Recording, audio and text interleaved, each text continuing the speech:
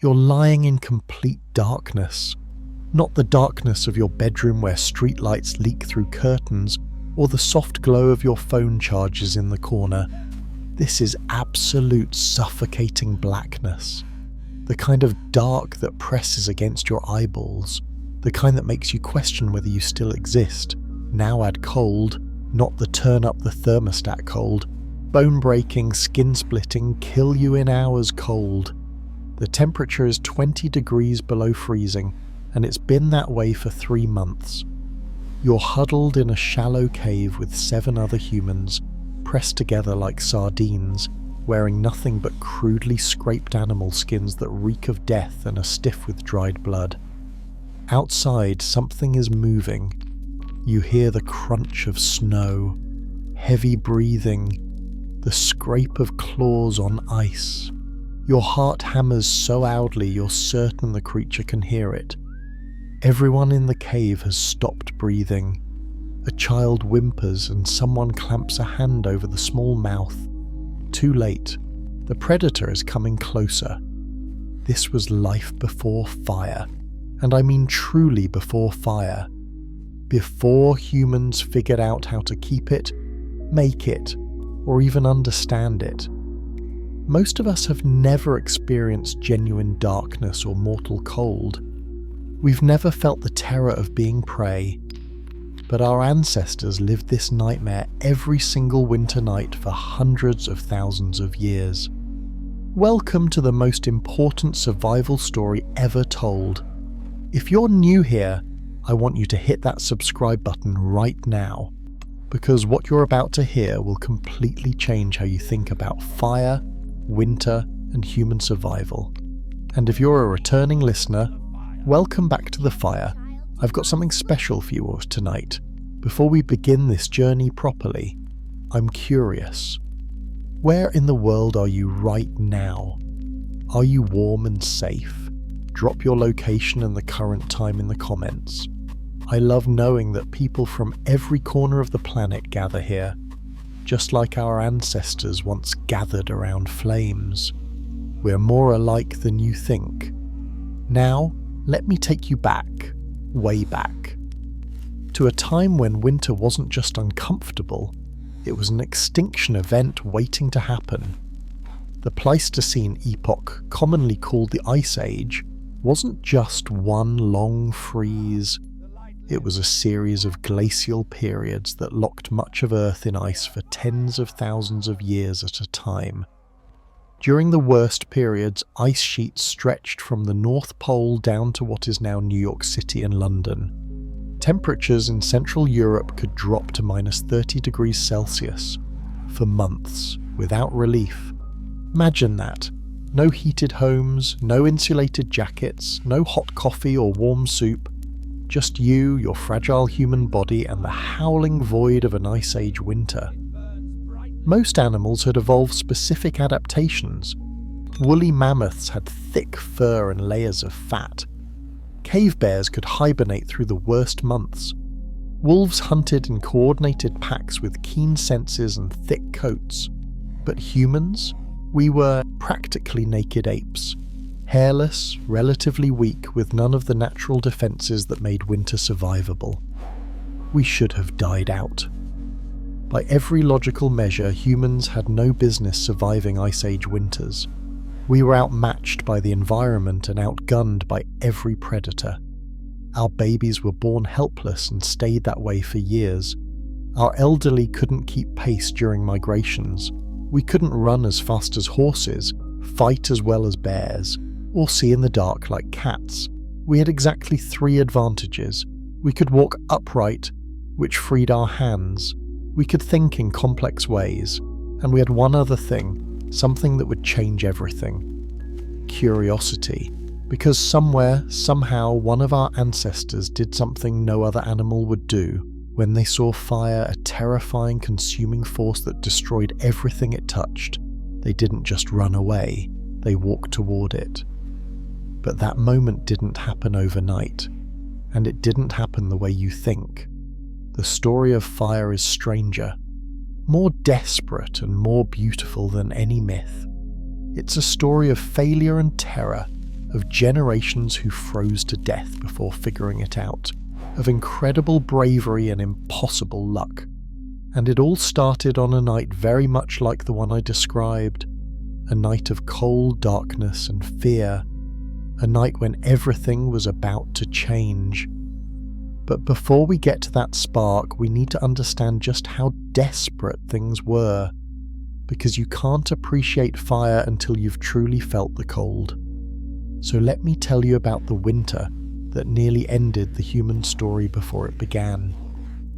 Chapter 2: When Lightning Struck the World. It started with the sky breaking open. Picture this: a band of about 20 early humans, possibly Homo erectus, huddled beneath a rock overhang in what we now call East Africa. It's been raining for days. Not the gentle rain you watch from your window, but torrential, violent sheets of water that turn the ground to mud and make hunting impossible. The group is hungry, desperately hungry. They've been gnawing on scraps of dried meat, but supplies are running out. Then the storm intensifies. Thunder shakes the ground so hard that pebbles dance on the rock floor.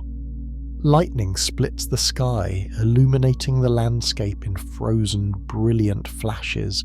And then, crack! A bolt of lightning strikes a dead tree not 50 meters from the cave. The tree explodes into flame. The sound is like nothing they have ever heard. The light is blinding, painful, and the smell, a sharp, acrid scent of burning wood mixed with ozone, fills the air. Every human in that group screams and runs deeper into the cave. Every instinct says, "Danger, get away." This is the thing that destroys forests, the thing that burns animals alive, the thing that leaves behind ash and death. But then something extraordinary happens. One person doesn't run as far. Maybe it's a young male, adolescent and impulsive. Maybe it's an elder who's seen too many winters to care about fear. Maybe it's a mother whose curiosity is stronger than her terror. We'll never know, but this person stops, turns, and watches. The tree is burning. Flames leap and dance in the rain, hissing as water hits them, but refusing to die. And in that moment, this nameless human notices something incredible. The rain is cold, they're shivering uncontrollably, but near that burning tree the air shimmers with heat, warmth. For the first time in their existence, this human sees fire not as pure destruction, but as possibility. Now, here's where it gets controversial. Many scientists believe this first encounter with fire happened exactly as I described, by pure accident through natural wildfires caused by lightning or volcanic activity. But here's the question that keeps archaeologists awake at night. Did humans actually discover fire at all? Think about it. Fire existed long before humans. Lightning has been starting fires for billions of years. Volcanoes have been spewing lava since Earth cooled. So humans didn't invent fire, they didn't discover it. What they did was something far more impressive and far more terrifying. They decided to approach it, to study it, to eventually steal it. And that decision, that moment of courage over instinct, separates us from every other species on Earth. Chimpanzees, our closest relatives, run from fire. Always. They never approach it, never investigate it, never try to understand it. The same with wolves, bears, and birds. Fire means flee. It's hardwired into their survival programming. But humans broke that programming. We walked toward the thing that should have killed us, and in doing so we made a deal with the most dangerous force in nature. Here's what that first encounter probably looked like. After the initial terror faded, someone crept closer to the burning tree. They felt the warmth on their face and outstretched hands. It was hypnotic. The flames moved like living things, breathing, eating, dancing. They had personality, they had power. But how do you capture something like that? How do you take this wild, thrashing beast and bring it back to your cave? You can't pick it up with your hands, you can't tie it down, touch it directly, and it bites with agony. The solution, when it finally came, was brilliant in its simplicity. Take a piece of the thing the fire is eating. Find a branch that's already burning, one you can grip without getting hurt, and carry that flame-covered branch back to camp before it burns down to your fingers. Imagine being the first person to do this. Your hands are shaking, the heat is intense, smoke stings your eyes, the branch is heavy and awkward. If you move too fast, the wind might blow the flames out. Too slow, and you'll run out of branch before you reach safety. Every step is a gamble, but somehow, impossibly, you make it. You carry fire back to your people. You set the burning branch down on a pile of dry wood that you've desperately gathered. And, for the first time in human history, your cave has light, has warmth, has fire that didn't come from the sky, but from human courage and intelligence. That night, no one sleeps. Everyone stares at the flames. Children reach out with curious fingers until adults pull them back. The elders sit closest, their arthritic bones soaking up heat they've never felt before. And as the flames crackle and snap, sending sparks spiraling up into the darkness, something shifts in the human mind. We're not just witnesses to nature anymore. We're participants. We're thieves of the gods. But here's the terrifying part. That fire is dying. With every minute, the flames get smaller. The wood is being consumed, and when the last ember fades, the cold and darkness will return. So now the question becomes not, how do we get fire, but something even more challenging. How do we keep it alive? Because right now, fire isn't a tool, it's a prisoner. And prisoners are very, very good at escaping. Chapter 3. The Ember. Carriers. Let me tell you about the worst job in human history. Imagine you're 12 years old, growing up in a small band of hunter-gatherers about 800,000 years ago. You haven't hit puberty yet, so you're not strong enough to hunt. You're not wise enough to be consulted by elders, but you're too old to be treated like a child. You need a role. You need to contribute, so they give you the fire. Don't let it die, they tell you. That's it. That's your entire job. Don't let the fire die. Because if it does, everyone might freeze before they find another wildfire to steal from. There are no second chances, no lighters in someone's pocket, no matches, no backup plan, just you, age 12, standing guard over a pile of glowing embers while everyone else sleeps. Your eyes are burning from smoke, you're exhausted. It's the middle of the night, and every muscle in your body is screaming for rest, but you can't sleep, because the fire is hungry, and if you don't feed it, it dies, and if it dies, so might everyone you love. Welcome to the era of the fire keepers, and if you think this sounds like something I'm making up to sound dramatic, think again. Archaeological evidence and anthropological studies of modern hunter-gatherer tribes confirm this was reality for thousands of years. Firekeeping wasn't casual, it was a full-time job. Someone had to watch the flames constantly, feed them dry wood, protect them from rain, keep them small enough not to burn out of control, but large enough not to vanish. And when the group moved, which happened frequently, someone had to carry the fire with them. How do you carry fire? You can't exactly put it in your pocket. The solution our ancestors invented was ingenious and terrifying. Smouldering bundles. Take a partially burned piece of wood, one that's not fully aflame but has a hot glowing core. Wrap it carefully in bark or dried moss, just enough to insulate it and slow the burn. Then carry it with you, constantly monitoring, occasionally blowing on it gently to keep the ember alive. If you stop paying attention for even an hour, the ember can die. If you blow too hard, it flames up and burns through your wrapping. Too soft and it suffocates. This wasn't a skill you learned in an afternoon. This was an art form, passed down through generations, practiced obsessively. Your survival depended on it. And here's what keeps me up at night.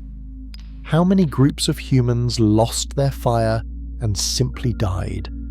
How many children failed at their fire-keeping duties and watched helpless as their families froze in the dark? How many bands of early humans were wiped out, not because they couldn't hunt or find shelter, but because one careless moment, one strong gust of wind, one unexpected rainstorm extinguished their only source of warmth? We'll never know, because the dead don't leave detailed records. But we know it happened. It had to have happened. Fire is unforgiving. Let me paint you a picture of what fire keeping looked like in winter. It's 40,000 years ago in what is now France. Your group of about 30 Neanderthals has set up camp in a limestone cave. Outside, snow is piling up.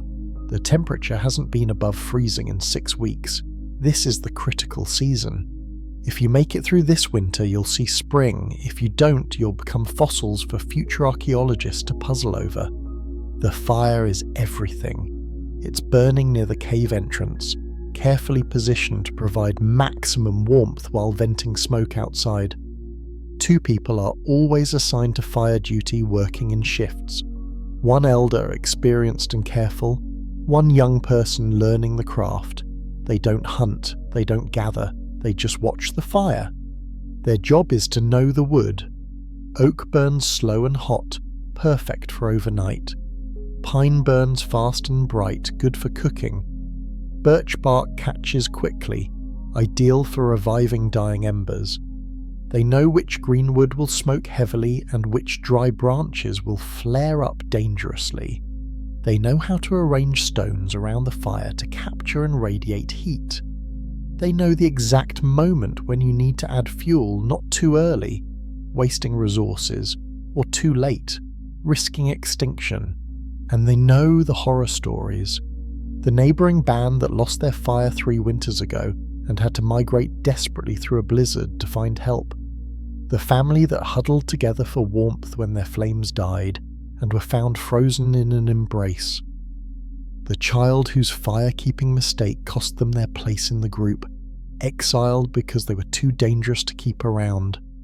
Fire wasn't romantic, it was pressure, it was Yara.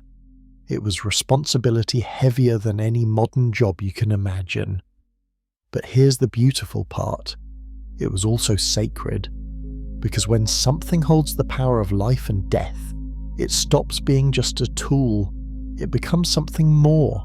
Anthropologists studying prehistoric cultures believe that firekeepers held special status. They weren't just doing a chore, they were priests of the flame, guardians of the light, the holders of humanity's most precious treasure. There's evidence that some groups developed rituals around fire maintenance, special songs or chants when adding wood, careful placement of stones in symbolic patterns, the eldest firekeeper teaching the youngest not just technique but reverence. This wasn't superstition. This was recognizing that fire was the thread holding the fragile fabric of human life together. And then, somewhere around 400,000 years ago, something changed. Someone, somewhere, asked a revolutionary question. What if we didn't have to find fire? What if we could make it ourselves? That question would lead to one of the greatest breakthroughs in human history. But it would also require thousands of failed attempts, frozen fingers, and desperate experimentation.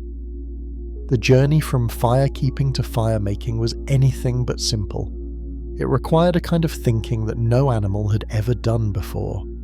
It required humans to truly become inventors. Chapter 4: The Mystery of Wonder Work Cave. Let me take you to one of the most extraordinary places on Earth.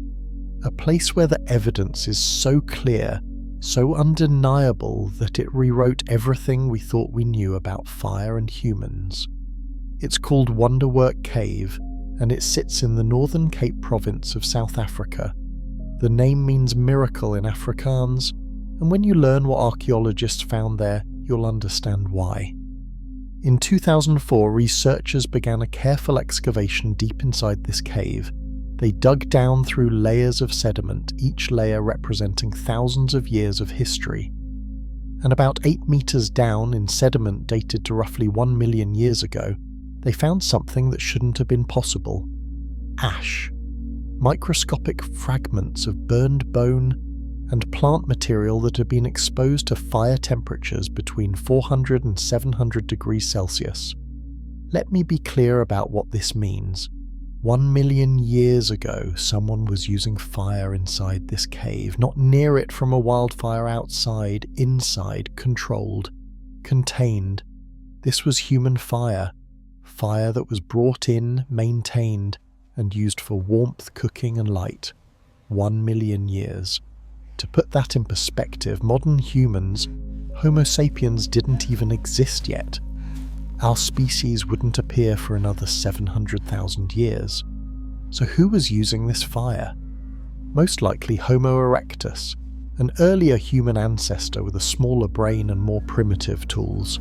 And yet somehow they had mastered fire long before we thought it was possible.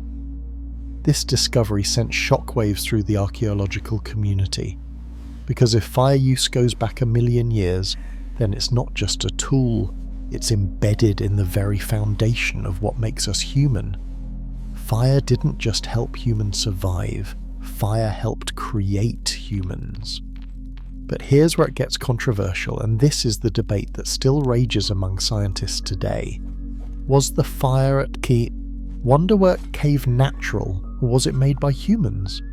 Some researchers argue that the ash and burned materials could have come from wildfires that swept into the cave entrance. Others point out that the burn patterns are too localized, too controlled to be accidental. They believe this is evidence of hearths, deliberately built and maintained fire pits. So which is it? And why does it matter? Because if humans were making fire 1 million years ago, that changes everything. It means fire making is one of the oldest technologies we possess, older than complex language, older than art, older than agriculture by hundreds of thousands of years. Fire would be the foundation upon which all human civilization was built.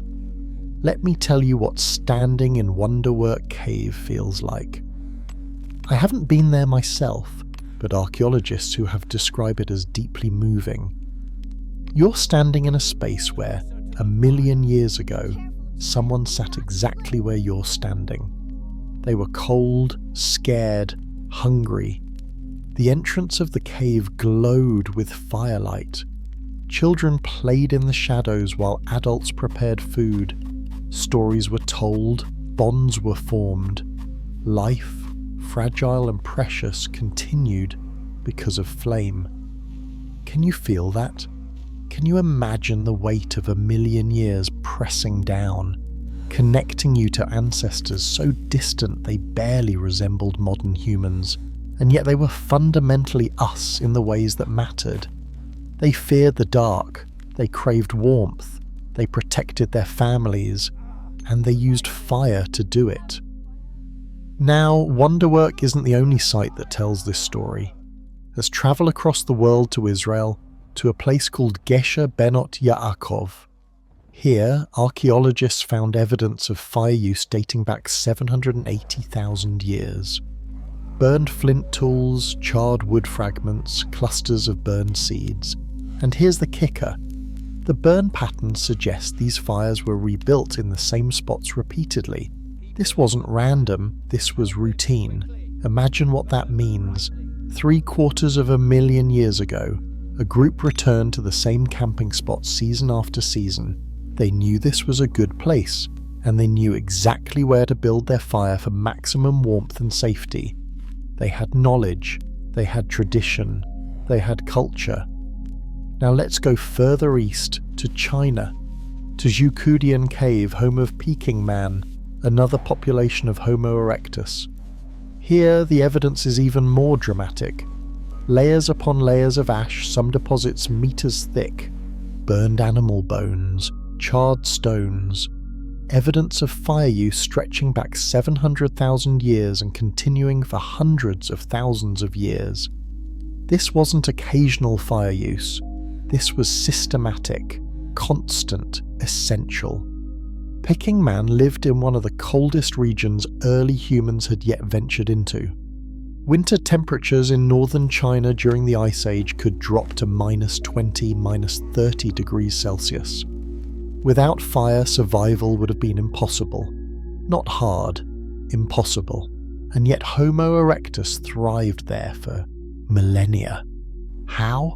Because they had fire, they had warmth, they had cooked food, they had light in the darkness, and they had the courage to make one of the most important migrations in human history, pushing into territories that should have killed them. But here's the question that haunts me, and it should haunt you too. If fire use goes back 1,000,000 years, that means humans kept fire alive for roughly 600,000 years before they figured out how to make it themselves. 600,000 years of desperate fire keeping. 600,000 years of carrying embers. 600,000 years of terror that the flame might die. Why did it take so long? Why didn't someone figure out friction fires or striking stones together earlier?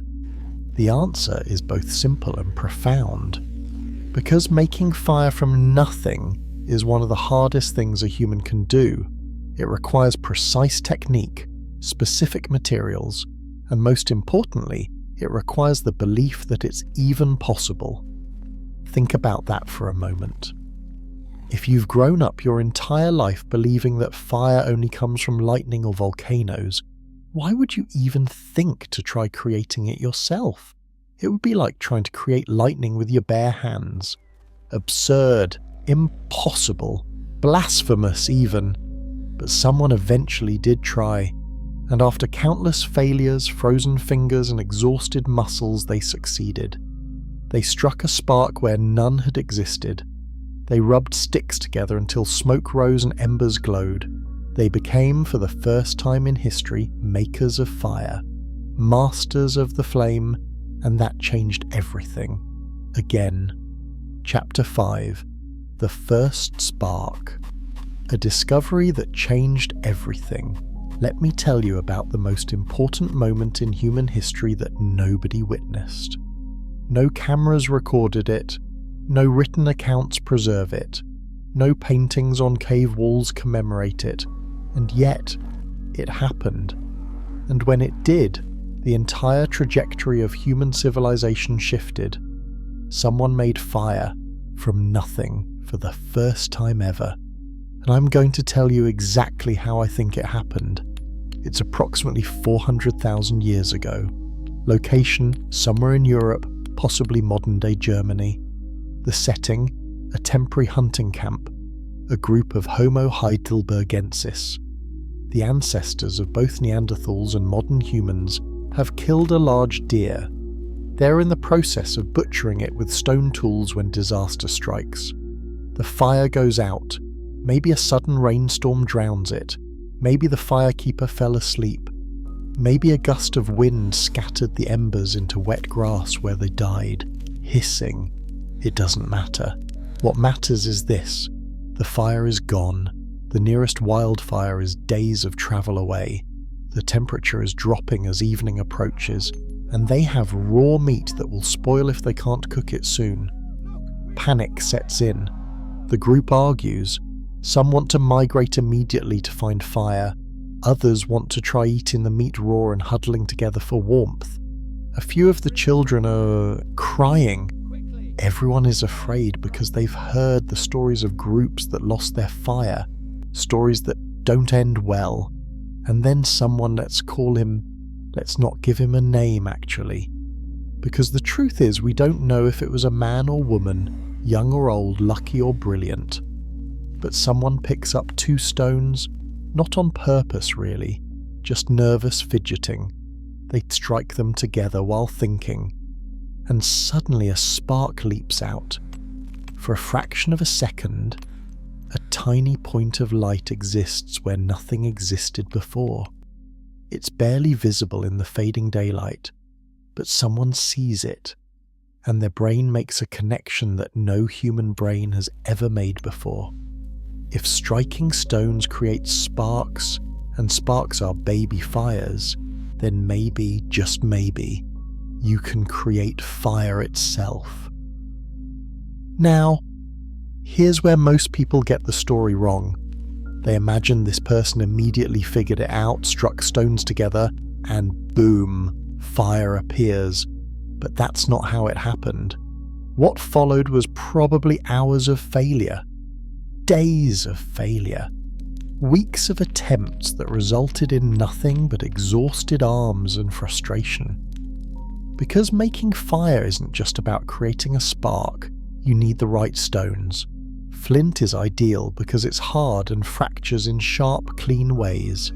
Pyrite works too, but quartz doesn't work as well. Limestone is useless, so first, you need to learn to recognize stone types, something modern people with internet access struggle with. Then you need tinder, material that catches fire from a single spark. But not just any dry plant material works. You need something fibrous, something that will smolder rather than just smoking briefly.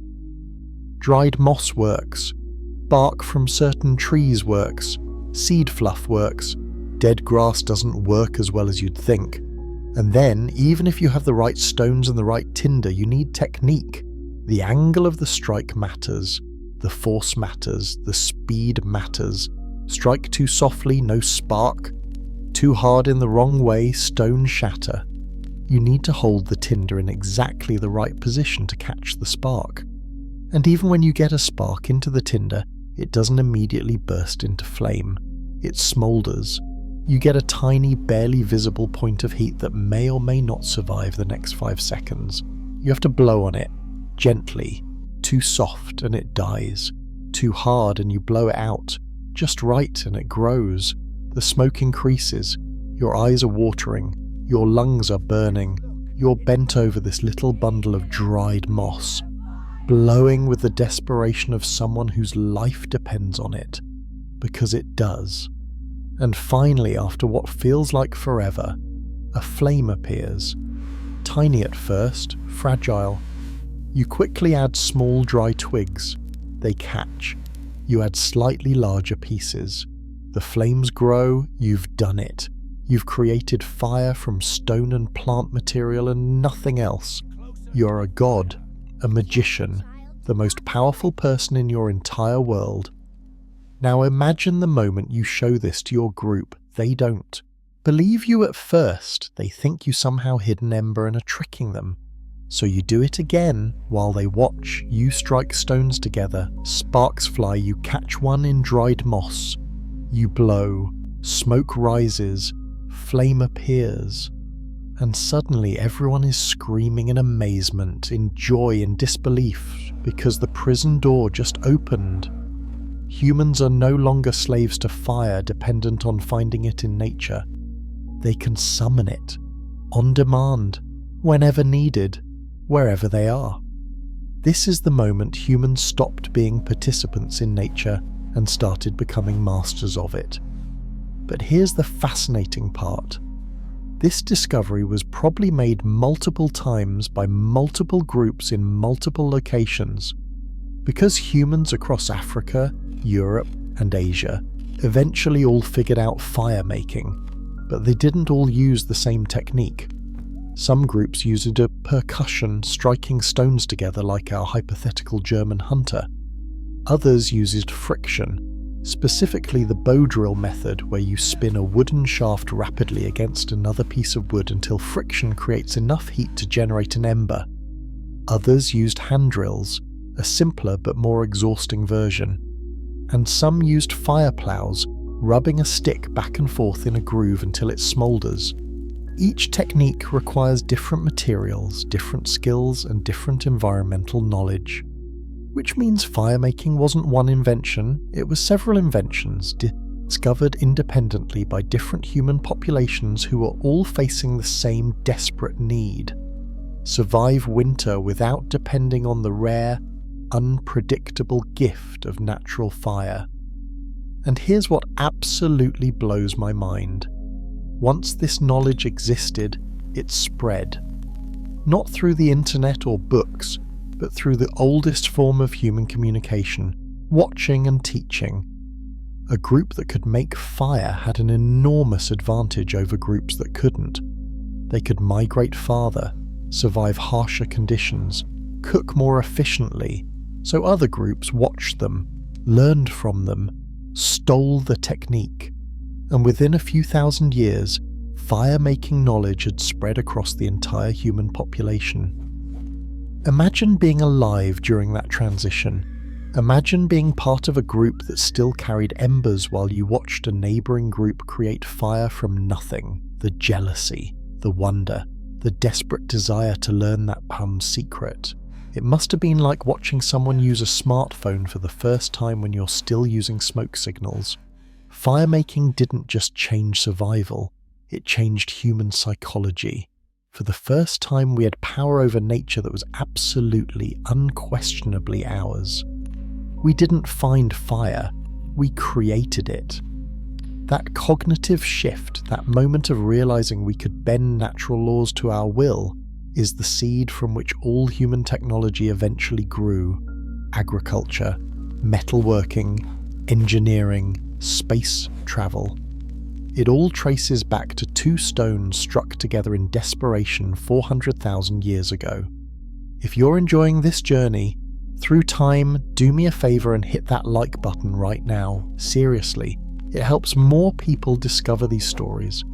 And drop a comment telling me, if you were a prehistoric human, would you have had the courage to experiment with making fire? Or would you have been too afraid of failing? I want to know, because the truth is, most people probably were too afraid. That's why it took so long, but someone, somewhere wasn't. And their bravery kept humanity alive. Chapter 6. The Firemakers Who Conquered Winter. Now that humans could make fire, the world opened up in ways that seem almost magical. Let me take you to one of the most hostile environments on Earth and show you how fire turned the impossible into the inevitable. We're travelling to what is now Central Europe about 300,000 years ago. This is the height of a glacial period.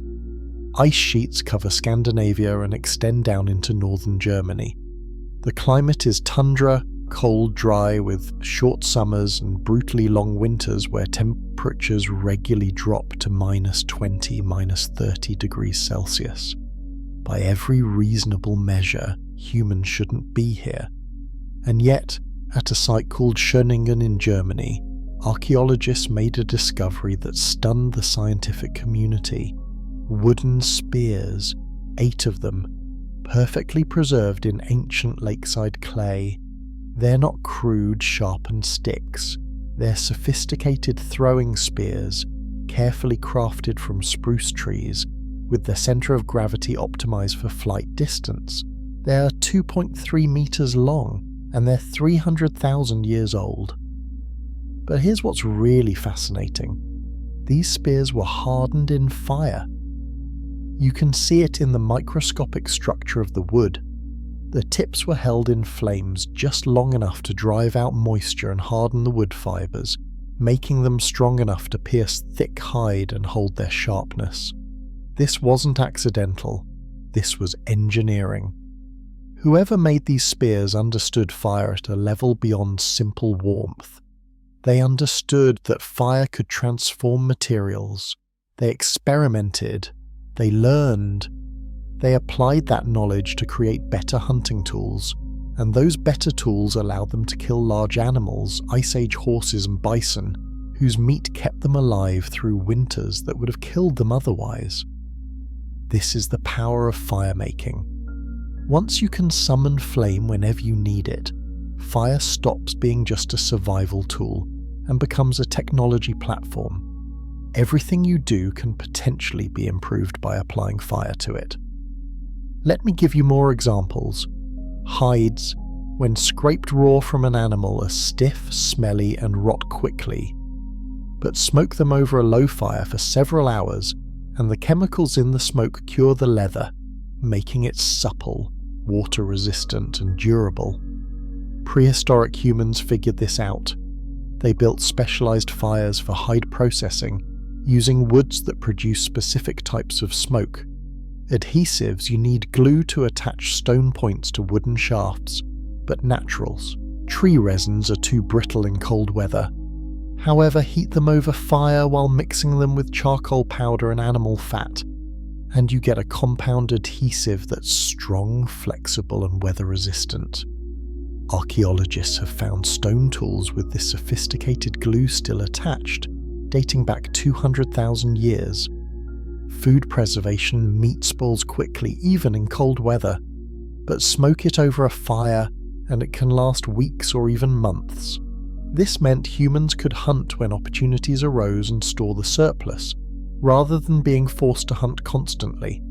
That's a complete game changer for survival strategy. Medicinal applications, certain plants become more potent when heated.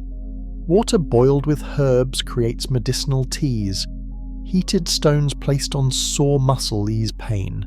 Smoke from specific woods can repel insects that carry disease. Without understanding the chemistry, prehistoric humans experimented their way to practical medicine. Each of these innovations required fire. Not just fire keeping, but fire making on demand. You can't develop sophisticated fire-based technologies if your only fire source is a carefully guarded ember that might die at any moment. You need confidence, the confidence that if this fire goes out you can make another one, and that confidence unleashed human creativity. Now let's talk about what this meant for winter survival specifically.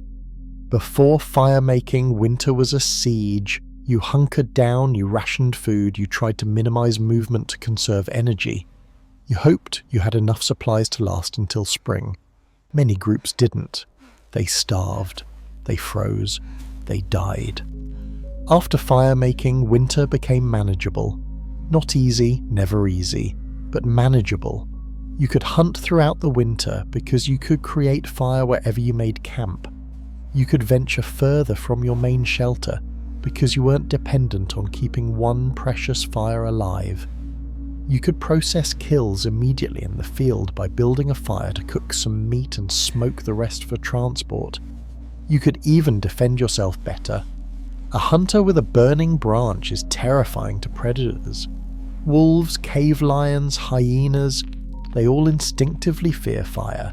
A group of humans with torches could drive away animals that would otherwise be deadly threats. For the first time, humans weren't just surviving the winter ecosystem, they were dominating it.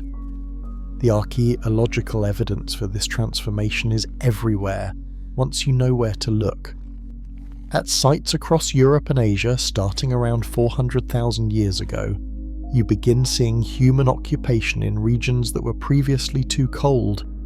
You see changes in tool technology, more sophisticated, more diverse. You see evidence of more complex social organization, larger groups living together. You see the beginnings of art and symbolism, and at the heart of every single one of these sites, you find hearths, fire pits, some simple just burned earth and charcoal, others elaborate, stone-lined and carefully constructed, but always there, always central, because fire wasn't just something prehistoric humans used, it was something they organized their entire existence around. Here's a question that I find fascinating. Did fire making create human civilization, or did human civilization create fire making? I think the answer is both. The moment humans could reliably create fire was the moment we stopped being clever animals and became something entirely new. We became a species that could survive anywhere, adapt to anything, and transform the world around us, rather than simply enduring it. And nowhere was that more clear than in the frozen wastes of Ice Age Europe, where small bands of humans huddled around fires they had created with their own hands, eating meat they had cooked themselves, wearing clothes they had made, using tools they had designed. They weren't just surviving winter, they were conquering it. But they weren't alone. At the same time, modern human ancestors were mastering fire. Another group was doing the exact same thing. And the story of how Neanderthals used fire is one of the most beautiful and tragic tales in all of human history. Chapter 7: The Neanderthal Fire Masters. I need to tell you something that might surprise you. When it comes to fire mastery in Ice Age Europe, Neanderthals might have been better at it than we were. I know what you're thinking. Neanderthals, those brutish cavemen who got outcompeted by smarter humans. Right. Wrong. That's outdated, incorrect science, and it's time we corrected the record. Because the more we learn about Neanderthals, the more impressive they become. And nowhere is that more clear than in their relationship with fire. Let's go to France, to a site called Pêche de la Zé. The excavations here uncovered something extraordinary. Neanderthal hearths dating back more than 50,000 years. But these weren't simple fire pits. They were sophisticated, multifunctional cooking and heating installations. Flat stones arranged in circular patterns to radiate heat. Smaller stones heated in the fire and then used for boiling water in leather pouches. Layers of ash carefully cleaned out and replaced. This wasn't survival camping. This was home, or look at Abric-Romain in Spain. Here, archaeologists found evidence of distinct activity zones around Neanderthal hearths. Cooking areas, tool-making areas, sleeping areas. The hearth wasn't just providing warmth, it was organising social space. The Neanderthals here understood fire so well they were using it as the architectural centrepiece of their living spaces. But the most impressive evidence comes from their fire-making techniques. Microscopic analysis of flint tools from Neanderthal sites shows characteristic wear patterns from being struck against pyrite, an iron sulfide mineral that produces impressive sparks when hit with flint. They weren't just making fire occasionally, they were doing it routinely, skillfully, with success rates that suggest they were as good at it as any modern survival expert. Think about what this means. Neanderthals lived in Ice Age Europe for over 200,000 years. They survived multiple glacial periods. They hunted mammoth, woolly rhinoceros and cave bears. They created tools, made art, buried their dead with ceremony. And they did all of this while completely dependent on fire for survival in one of the harshest climates humans have ever faced. They weren't primitive, they were specialists, Ice Age survival experts who had perfected the art of living in the cold. And here's where the story gets emotional. We know that Neanderthals cared for their sick and injured. Skeletons have been found with healed broken bones, severe injuries that would have required months of recovery. That means someone fed them, protected them, kept them warm. And the way you keep an injured person warm in an Ice Age cave is fire. Constant, carefully tended fire. Imagine being a Neanderthal child watching your grandmother, crippled by arthritis, sitting as close to the hearth as she safely can. She can't hunt anymore, can't gather food, can't even walk without help, but she tells stories. She teaches you which plants are safe to eat and which will make you sick. She shows you how to knap flint with precision. She is the memory of your people. And she's alive only because the fire is kept burning. Only because your family chose to care for her rather than abandon her when she became a burden. That's not primitive behaviour. That's profound humanity. And it was made possible by fire, by the warmth that let vulnerable people survive, by the cooked food that was easy for toothless elders to eat, by the light that extended the day so knowledge could be shared across generations. Fire didn't just keep Neanderthals alive, it created Neanderthal culture. Now, here's the mystery that haunts anthropologists. If Neanderthals were so good at fire, so well adapted to Ice Age Europe, why did they go extinct? Why did they vanish around 40,000 years ago while modern humans survived? The answer is probably complicated, a combination of climate change, competition with incoming Homo sapiens, and possibly disease. But here's what we know for certain. When Neanderthals disappeared, their fires went out, and something irreplaceable was lost, a way of living, a way of thinking, a relationship with fire that had been perfected over hundreds of thousands of years in the coldest, harshest environments Earth had to offer. They were the true fire masters of the Ice Age, and we should remember them with respect, not mockery. But let me tell you something even more fascinating. We modern humans carry Neanderthal DNA. Between 1 and 4% of non-African human genomes comes from Neanderthal ancestors. That means at some point our ancestors and Neanderthals didn't just coexist. They met, they interacted, they interbred, and I would bet anything that fire was at the centre of those meetings. Picture this. A small group of modern humans newly arrived in Europe from Africa, struggling to survive their first Ice Age winter. They're cold, desperate. They see smoke rising from a cave. Cautiously they approach. Inside they find Neanderthals. The two groups stare at each other. Different faces, different builds, different languages, but around them the same fire burns, the same warmth radiates, the same smoke rises. What happened next? Maybe hostility, maybe conflict, but maybe in some cases cooperation. Maybe food was shared around that fire. Maybe techniques were exchanged.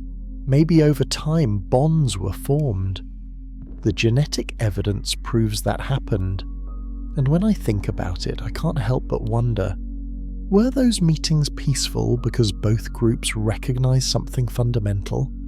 That fire made them the same, that anyone who could make fire, who could keep it alive, who could use it to survive the ice, was human in the ways that mattered. We'll never know for certain. But the fact that we carry Neanderthal genes means our ancestors didn't just replace them. We absorbed them. They live on in us. And every time you strike a match, light a candle, or start a campfire, you're continuing a tradition that Neanderthals helped perfect. Their knowledge flows through your DNA and your culture. The fire masters of the Ice Age never truly went extinct. They're here, in us. If you're finding this story as moving as I am, let me know in the comments. And please share this video with someone who loves history or science. These stories deserve to be told. These ancestors, both Neanderthal and human, deserve to be remembered. They survived the impossible, and their gift was passed down through countless generations to warm us still. Chapter 8. Cooking. The Revolution. Nobody saw coming. Here's a truth that most people never consider. Fire didn't just help humans survive. Fire created modern humans, and the mechanism was the strangest, most evolutionary thing imaginable. It was cooking. Let me explain why this matters more than you think. Before fire, our ancestors ate raw food exclusively. Raw meat, raw tubers, raw nuts and seeds. And here's the problem. Raw food is incredibly hard to digest. Your body has to work extremely hard to break down tough plant fibers and raw proteins. That means you spend enormous amounts of time chewing, and your digestive system burns massive amounts of energy processing food. Energy that can't be used for other things, like thinking. Anthropologist Richard Wrangham proposed something called the cooking hypothesis, and it's one of the most elegant theories in human evolution. Here's the basic idea. When humans started cooking food with fire, something miraculous happened. Heat breaks down tough fibers. It denatures proteins, making them easier to absorb. It kills parasites and bacteria, and most importantly, it makes calories far more accessible. Suddenly, your body doesn't have to work as hard. You get more energy from the same amount of food, you spend less time chewing, less time digesting, and that freed up energy goes somewhere. Where does it go? To your brain. Because brains are expensive, they consume about 20% of your body's energy, despite being only 2% of your body weight. Before cooking, humans simply couldn't afford the caloric cost of larger brains. After cooking, we suddenly had energy to spare, and our brains exploded in size. At the fossil record. 2 million years ago, Homo habilis had a brain about half the size of modern humans. Then Homo erectus appears around 1.8 million years ago, and brain size starts increasing. The evidence for controlled fire use begins around 1 million years ago, and from that point forward, human brain size grows consistently until reaching modern proportions around 200,000 years ago. Coincidence? Wrangham argues no. Cooking made us human.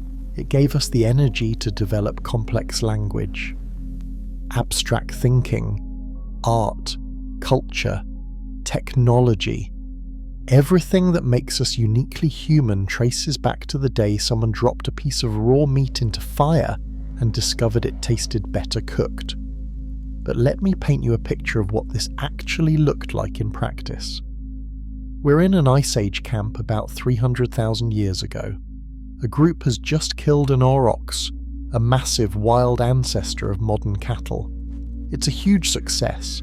There's more meat here than the group can possibly eat fresh. Before cooking, this would be a problem. Raw meat spoils quickly.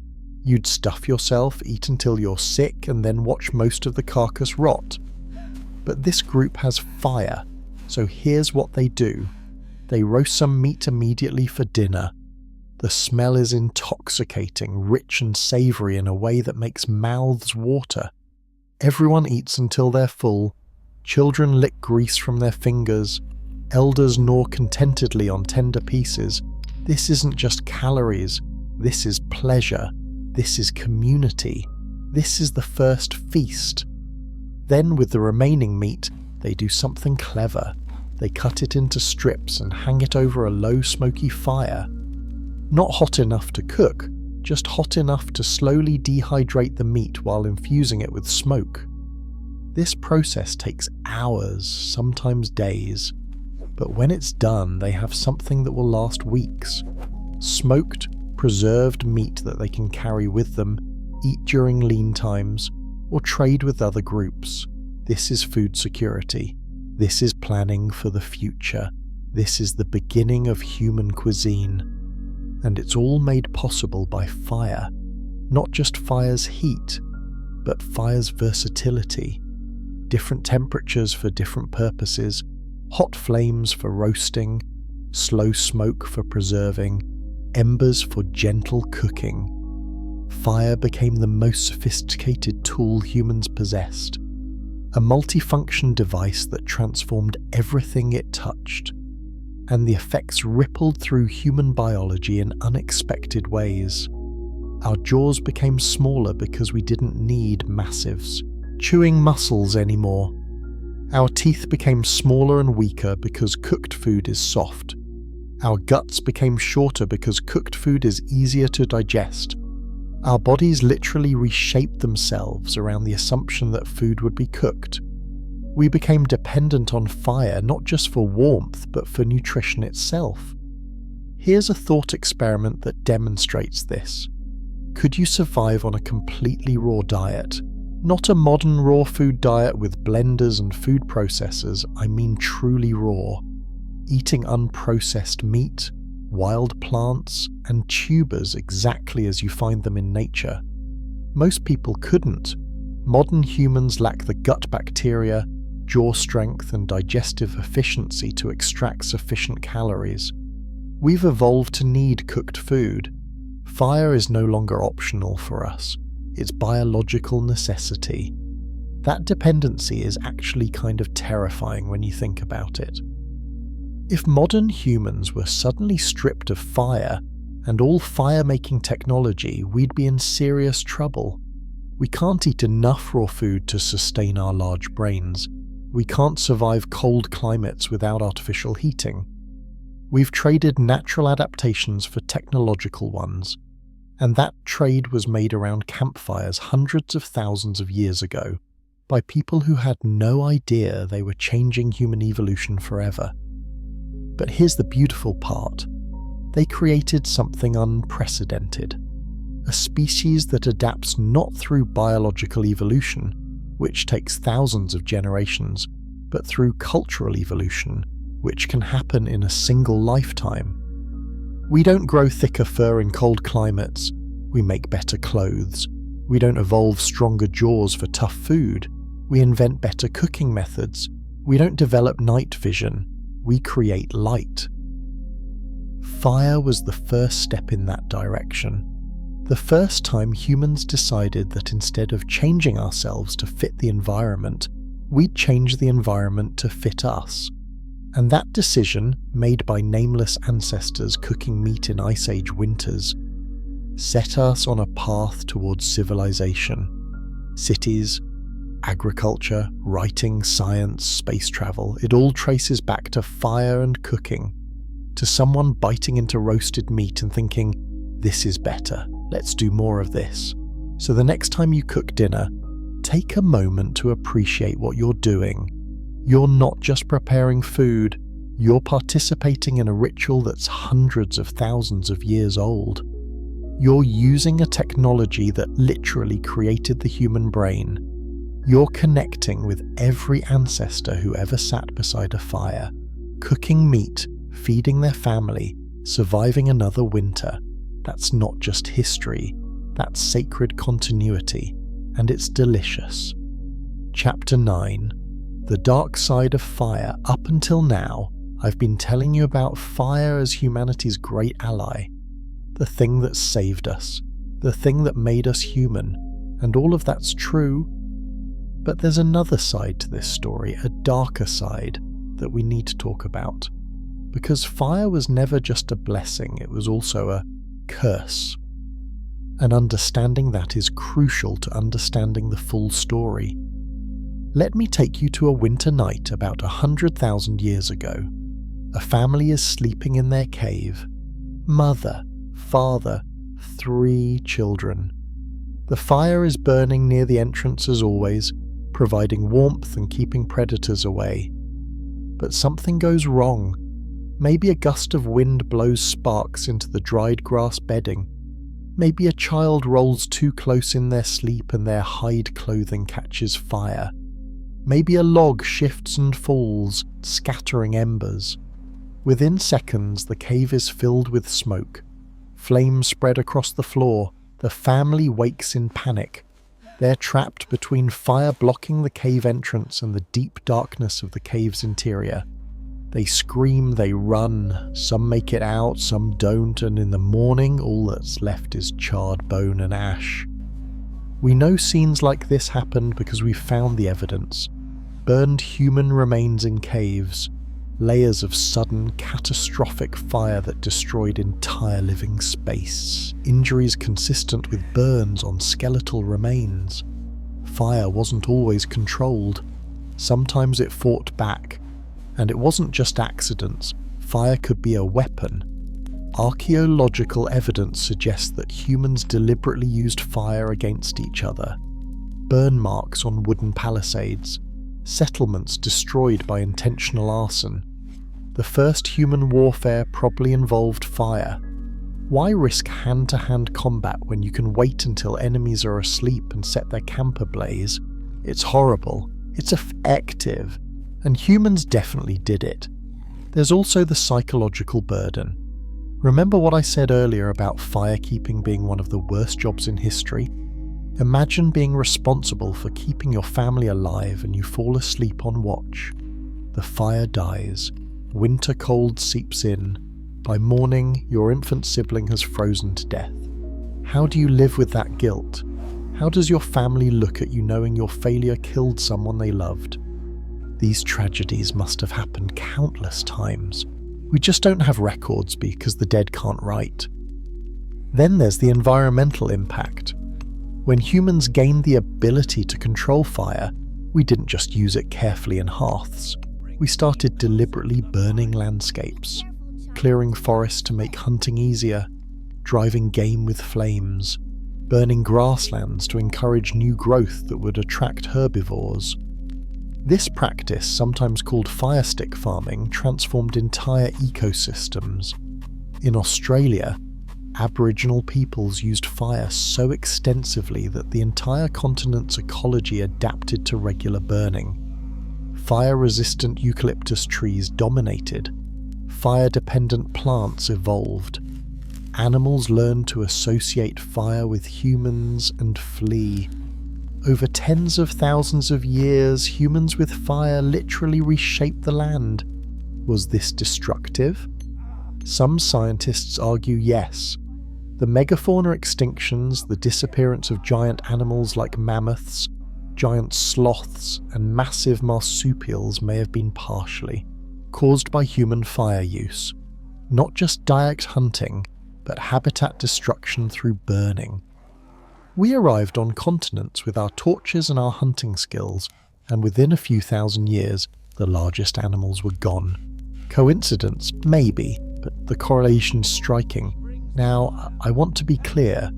I'm not saying prehistoric humans were evil or environmentally irresponsible. They were doing what they needed to survive. They couldn't have predicted long-term ecological consequences, but the fact remains, fire gave humans power, and power can be used destructively, even when that's not the intention. There's also the addiction factor, and I mean that literally. Once humans had reliable fire, we couldn't go back. Groups that lost fire-making knowledge became dependent on neighbouring groups. Archaeological evidence suggests some groups may have traded valuable resources just for the privilege of taking fire from another group's hearth. Fire created power imbalances. Those who had it could survive. Those who didn't were vulnerable. This created the first resource wars.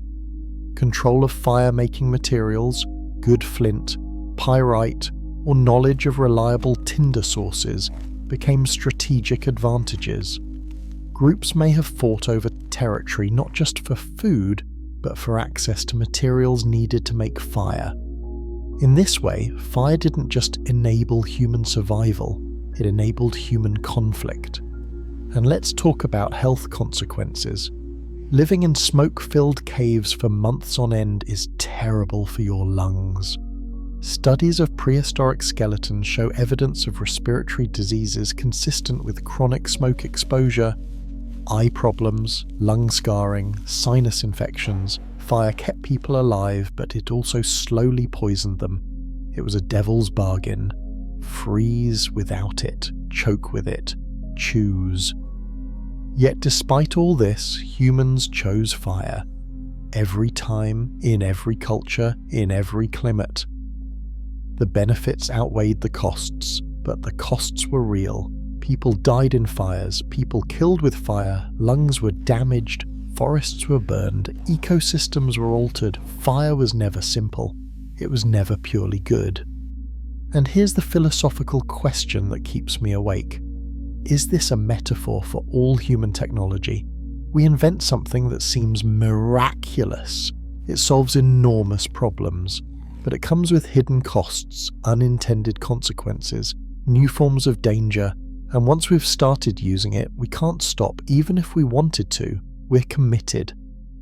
Fire was humanity's first technology, and it set a pattern we've followed ever since. Nuclear power, artificial intelligence, genetic engineering. Every major technology is fire all over again. Incredibly powerful, incredibly dangerous, impossible to uninvent, and we have to learn to live with it, costs and all, because going back is never an option. So when we celebrate our ancestors' mastery of fire, and we should celebrate it because it's genuinely amazing, we should also acknowledge the price they paid. The burns, the accidents, the smoke-damaged lungs, the first murders by fire, the first extinctions caused by fire. They didn't just give us a gift, they gave us a responsibility. the responsibility to use power wisely, to understand that every tool can harm as well as help, to remember that fire warms and fire burns. And we're still learning that lesson every day with every technology we create.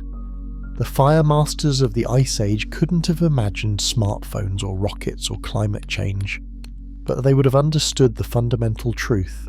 When you harness great power, you must respect it, or it will destroy you. Chapter 10. The Great Debate. Who really invented fire? Now we come to one of the most controversial questions in all of anthropology. And I want you to really think about this because the answer is weirder and more fascinating than you might expect. The question is simple. Who invented fire? And the answer is nobody and everybody, and it's complicated. Let me explain. When we say invented fire, what do we actually mean? Fire existed billions of years before humans. Lightning started fires, volcanoes created fires, spontaneous combustion from rotting organic matter created fires. So humans didn't invent fire, the phenomenon. What we invented was the relationship with fire, the techniques for capturing, keeping and making it. But even that isn't one invention. It's dozens of inventions, made at different times by different groups. Here's where it gets controversial. For decades, scientists assumed that fire use spread from one source. One genius group of early humans figured it out, and the knowledge spread to everyone else. But the evidence doesn't support that. Instead, it looks like humans discovered fire use multiple times independently. Africa, Europe, Asia, different populations separated by thousands of miles and thousands of years, all figured it out separately. How is that possible? Because the need was universal. Everyone faced winter. Everyone faced predators. Everyone needed warmth and cooked food. So given enough time and experimentation, every group eventually stumbled onto the same solutions. This is called convergent evolution in biology, and it applies to culture too. Solve the same problem independently, and you'll arrive at similar solutions. But here's where scientists disagree passionately. When did fire use actually start? The evidence from Wonderwork Cave suggests 1 million years ago, but some researchers argue that's too early, that the evidence is ambiguous. They think systematic fire use didn't begin until 400,000 or even 300,000 years ago.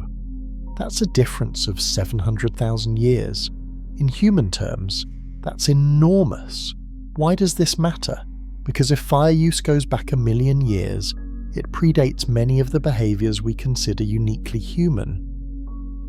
Language, art, complex tool-making.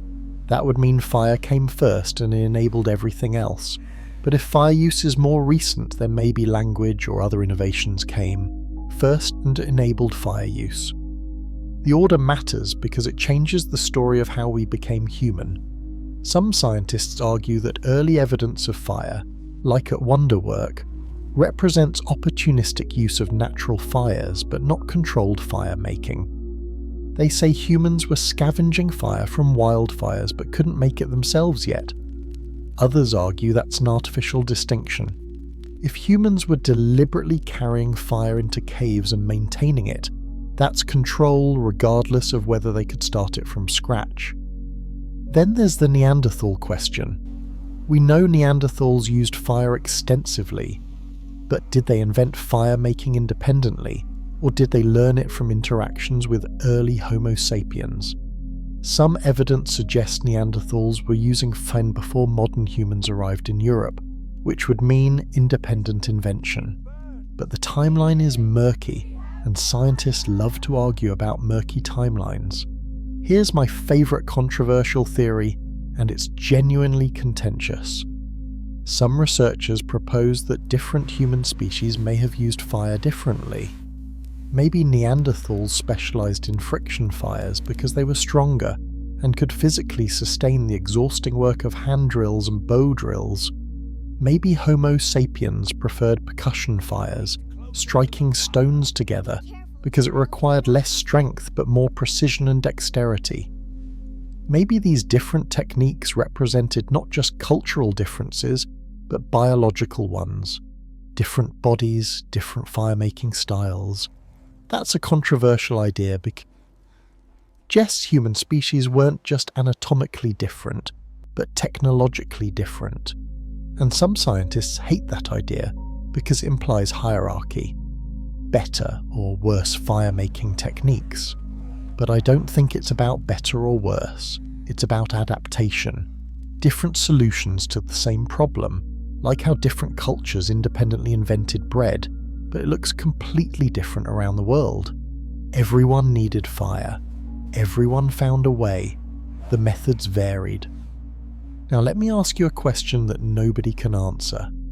Who was the first? Not the first group, the first person. The first individual who successfully made fire from nothing. What was their name? What did they look like? Were they young or old, male or female? What were they feeling in that moment when the spark caught and the ember glowed, and they realized they'd done something impossible? We'll never know. That person is anonymous, lost to time, but their achievement echoes through every fire ever lit since. And here's the thought that haunts me. How many people tried and failed before that first success? How many cold, desperate nights ended in frustration and frozen fingers? How many groups died out before they figured it out? The survivors, the ones who succeeded, are our ancestors, but there were probably dozens, hundreds, maybe thousands of groups that didn't make it. They're lost. Erased. Their only memorial is our existence. So when we ask who invented fire, we're asking the wrong question. The better question is, who were the countless unnamed experimenters who tried, failed, tried again, passed knowledge to their children, refined techniques over generations, and eventually collectively created the human relationship with fire? That's not one person, that's humanity itself. All of us, our entire species collaborating across time. I find that beautiful and humbling. Every time you light a match, you're the endpoint of a million-year chain of knowledge transfer. Someone taught you how to do that, someone taught them, and if you trace it back far enough, you arrive at that nameless first person, fingers shaking, striking stones together in the cold, hoping for a miracle, and getting one. If this is blowing your mind like it's blowing mine, let me know in the comments. And if you think you know the answer to who really invented fire, I want to hear your theory, because honestly, we're all just guessing. The firekeepers of prehistory left us warmth and light, but no instruction manual. We're reverse engineering their genius from ash and stone, and that makes their achievement even more impressive. Chapter 11. Fire as Weapon. The Predator Becomes Prey. Let me tell you about the night everything changed in the relationship between humans and the animal kingdom. It's a story of terror turning into power, of prey becoming predator, and it all centers on fire. We're going to witness the moment when humans stopped running from the dark and started owning it. Picture a cave in southern France about 400,000 years ago. A band of early humans has made camp for the night. They've got a good fire going near the entrance, as always. The adults are preparing food while children play in the warm glow.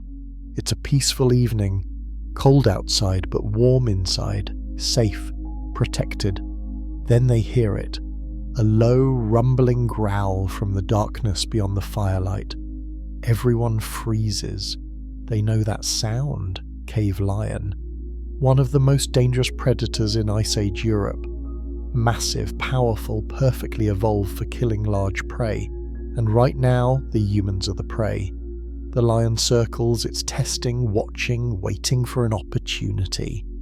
The humans huddle together, gripping their spears, but they know spears are almost useless against a cave lion.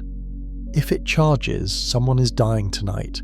But then something remarkable happens. One of the adults, maybe driven by desperation or sudden inspiration, grabs a branch from the fire. It's thick at one end, flaming at the other, and he walks toward the entrance, toward the predator. The lion growls louder, a warning, but the human keeps advancing, thrusting the burning branch forward. Sparks fly, flames dance, and the cave lion backs away. This massive, fearless apex predator, capable of killing a human with one swipe, retreats from a small, weak primate holding fire. Because fire is the one thing it cannot fight, cannot understand, cannot overcome. The human takes another step. The lion backs away further, and finally, with the last frustrated growl, it vanishes into the darkness.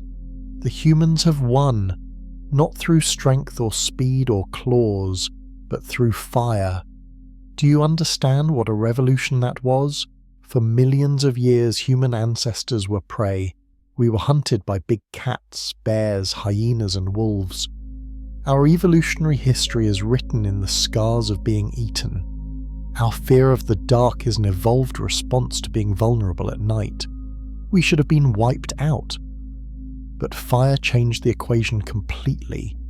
With fire, humans could extend light into the darkness. Predators that hunted by ambush suddenly lost their advantage.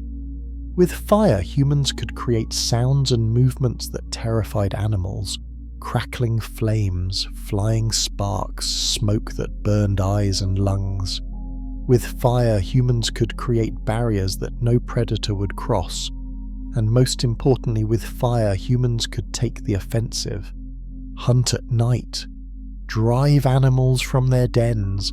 Become the thing that other creatures feared. This is the moment, I believe, when human psychology shifted. We stopped thinking of ourselves as victims and started thinking of ourselves as masters. The fear didn't disappear. Not entirely.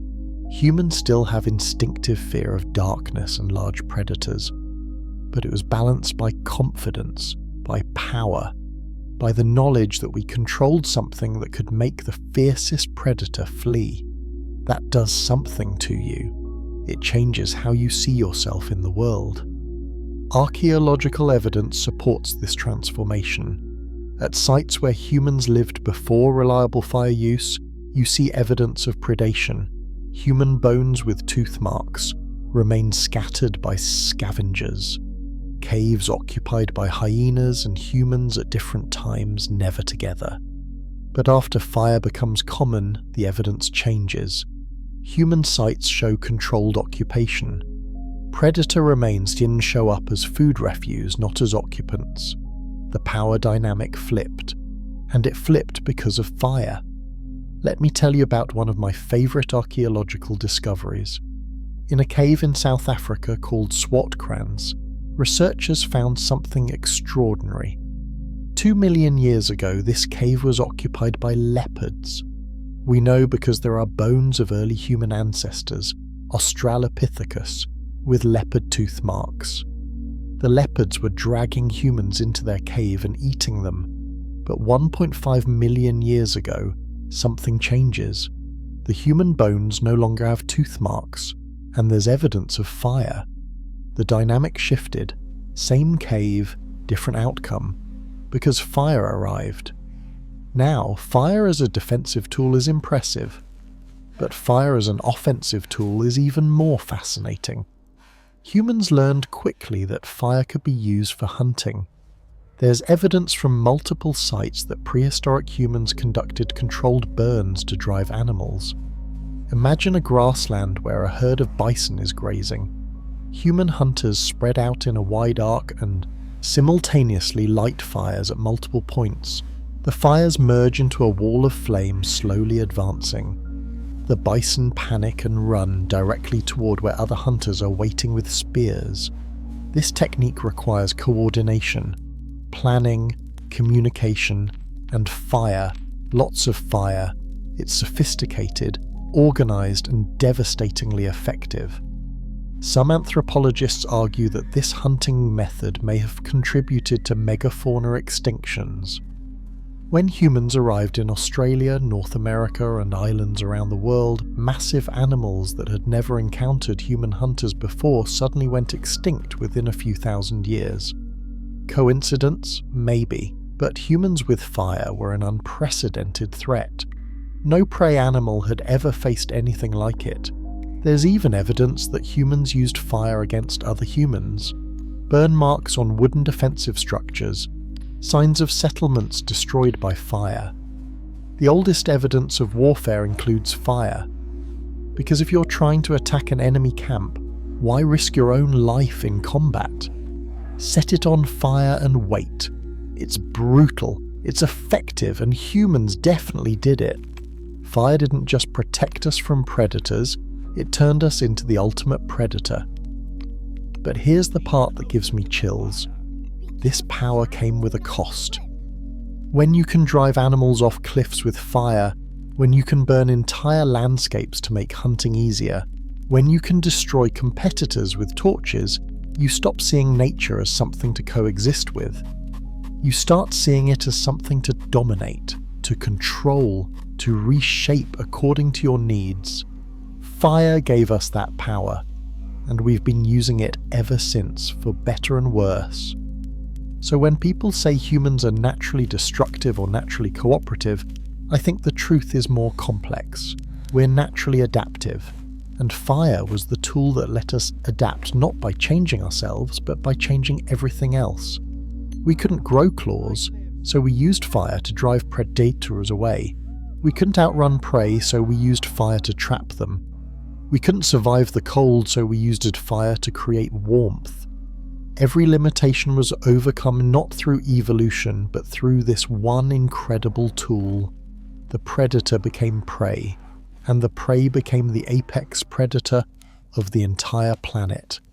All because of fire. That's the power our ancestors wielded. That's the legacy they left us. The fire that lights your home tonight is the same fire that once protected a cave in France from a cave lion. It connects us across hundreds of thousands of years. We're all still sitting around the same flame, still using it to push back the darkness, still masters of fire, still children of the light. Chapter 12, The Hearth, where humanity was born. We've travelled a long way together, from the cold, dark caves of prehistory to the moment when humans mastered fire. But before I let you drift off to sleep, I want to tell you one more story. The most important story of all. It's about how fire didn't just save humanity, it created humanity. And the place where that creation happened was a simple thing, a hearth. Close your eyes and picture this with me. You're in a cave in Spain about 50,000 years ago. It's winter. Outside, wind howls and snow falls steadily, but inside a fire burns. The hearth is carefully constructed, stones arranged in a circle to contain the flames and radiate heat outward. The fire is the centre of everything, the heart of the home. Around the fire, life unfolds. A mother is cooking strips of meat over the flames, turning them carefully to prevent burning. The smell is incredible. Her youngest child, maybe 3 years old, sits near her, watching with wide eyes, learning without knowing they're learning. An older child is helping a grandfather soften a hide by holding it near the heat, stretching it, working animal fat into the leather. The grandfather tells stories while they work, not in words we'd understand, but in their language, rich with meaning. Across the fire, 2 young men are knapping flint, carefully striking stones together to create sharp blades. The rhythmic clicking sound provides a background percussion to the evening. An elder woman tends the fire itself, adding wood when needed, adjusting the arrangement to control heat and smoke. She's the firekeeper, and her role is respected. Near the back of the cave, others prepare sleeping areas, arranging hides and dried grass near enough to the fire for warmth, but far enough to be safe. This is more than survival. This is culture. This is community. This is home. And at the centre of it all, the fire burns, not just providing heat and light, but organising life itself. The hearth determines where people sit. Who sits closest, usually elders and young children who need warmth most. Where different activities happen, where food is prepared, where tools are made, where people gather to talk, laugh, sing and bond. The fire shapes human social structure. It creates hierarchy, cooperation and intimacy. Archaeological evidence shows this pattern repeated across the world. Every human culture that's ever existed has organised life around fire. The hearth, the fire pit, the campfire, the stove, it's always central. In Roman homes, the hearth was sacred, tended by the eldest daughter and protected by a goddess, Vesta. In medieval European homes, the hearth was the gathering place where families ate, worked and told stories. In traditional Japanese homes, the orori, a sunken hearth, was the centre of domestic life. Even today, even in our modern world with central heating and electric lights, we still build our homes around symbolic hearths, living rooms with decorative fireplaces that we rarely use, kitchens as the heart of the home where families gather.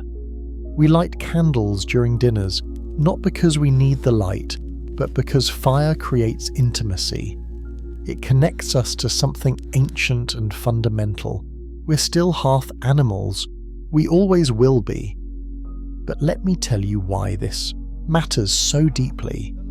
Anthropologists and psychologists have studied what happens when people sit around fires together. They've measured it scientifically. And what they found is remarkable. Fire changes human behaviour. It lowers stress hormones. It encourages pro-social behaviour, sharing, cooperation, empathy. It triggers ancient neural pathways that make us feel safe, connected and calm. People around fires tell more stories, laugh more, share more deeply. The fire doesn't just warm bodies, it warms relationships. Think about what this means for human evolution. For hundreds of thousands of years, every night, humans gathered around fires, and every night, those fires encouraged bonding, storytelling, cooperation, and empathy. The groups that bonded better, that cooperated more effectively, that told better stories and passed down better knowledge, had higher survival rates. So fire didn't just enable human survival, it actively shaped human psychology. It selected for traits that made us better fire circle members. Empathy, communication, imagination, memory, culture itself. The hearth was humanity's first school. Children learned by watching adults work in the firelight. They learned which woods burned best, how to prepare food, how to make tools, how to treat injuries, but they also learned something more subtle. They learned social rules, who spoke first, how to share resources, how to resolve conflicts without violence. They learned stories, myths that encoded survival knowledge, moral lessons, and tribal identity. All of this happened around the fire, generation after generation, for hundreds of thousands of years. Is it any wonder that we still love fire? That we find it hypnotic, calming, even spiritual? We evolved around it. Our brains developed in firelight. Our ancestors' most important moments, births, deaths, celebrations, conflicts, all happened around fires. It's written into our DNA and our culture so deeply that even now, surrounded by modern technology, we still seek out fire. We camp, we light candles, we stare into flames and feel peace, because on some deep ancient level, fire means home, fire means family, Fire means you're going to survive the night. And here's the beautiful final truth. That first person who carried fire into a cave or struck the first spark or kept the first ember alive through a desperate night, they couldn't have imagined where it would lead. They couldn't have known that the simple act of keeping fire would lead to cities, civilization, art, science, and eventually to you, listening to this story in comfort and warmth. But they gave us that gift, the gift of fire, and with it the gift of being human. So as you drift off to sleep tonight, warm and safe, I want you to think about them.